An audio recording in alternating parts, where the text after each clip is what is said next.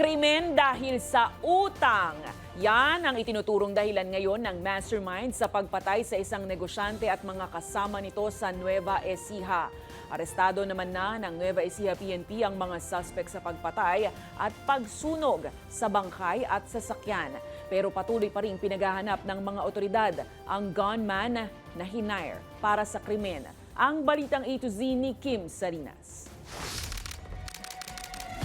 March 9, Lunes, isang linggo na ang nakalipas matapos maganap ang isang karumal-dumal na krimen sa tapat ng isang farm sa barangay Sinasahan, Peñaranda, Nueva Ecija. Natagpuan ng mga otoridad ang isang nasusunog na pulang Toyota Wigo, laman ng bangkay ng mga biktima na may mga tama ng bala sa leeg. Kinilala ang mga biktima na sina Regine Espinosa, 34 anyos na isang negosyante, at ang kanyang driver na si Michael Odichegui, 45 anyos na isang rescue officer at parehong residente ng Palayan City.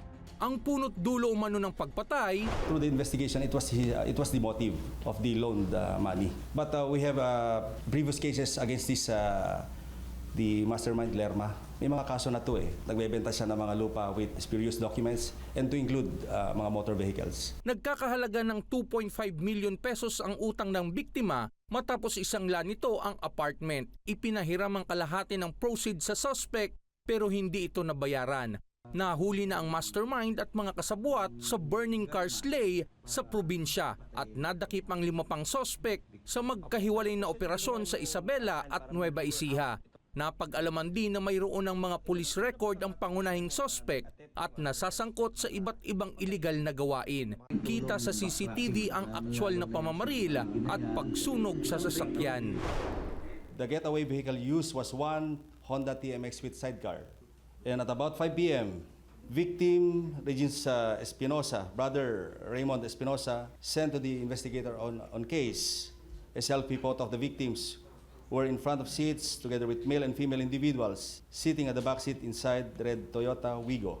Kabilang sa mga nadakip ang asawa ng mastermind, driver at security personnel nito dahil sa pagkakanlong sa suspect matapos ang krimen.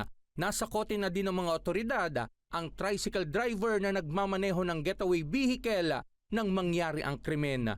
Samantala, patuloy namang tinutugis ang gunman na ayon sa mga otoridad, batikan na sa ganitong klase ng krimen. Nautusan siya na pwede niyang bumaril.